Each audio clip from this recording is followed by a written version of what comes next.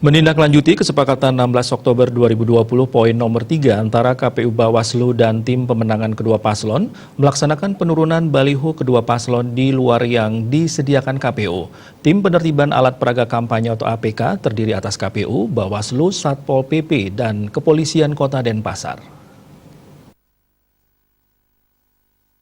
Kepala Bidang Linmas Satpol PP Kota Denpasar, Made Sukerade mengatakan, kegiatan ini merupakan kesepakatan yang dilakukan antara KPU Bawaslu dan tim pemenangan kampanye kedua paslon pada 16 Oktober 2020. Pada prinsipnya, pihaknya mengacu pada poin nomor 3 kesepakatan tersebut. Baliho yang berhak dipasang hanya baliho yang difasilitasi KPU. Jadi hanya APK yang disediakan pihak KPU boleh dipasang. APK selain yang difasilitasi KPU akan ditertibkan oleh tim yang menjadi bagian dari pengamanan pelaksanaan kesepakatan 16 Oktober 2020.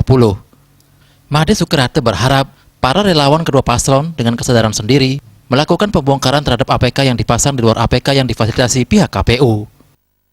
Kita mengacu kepada poin nomor 3 dari kesepakatan tersebut bahwa yang berhak dipasang hanya fasilitasi dari KPU. Jadi APK yang disediakan oleh pihak KPU hanya itu yang bisa dipasang dan yang lainnya.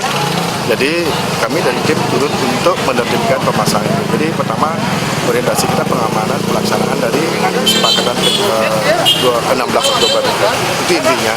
Namun dalam harapan kami selaku tim, jadi kami lebih banyak berharap kepada para relawan kedua paslon dengan kesadaran sendiri untuk melakukan pembongkaran terhadap APK yang di luar fasilitasi dari pihak KPU. Itu menjadi harapan kami.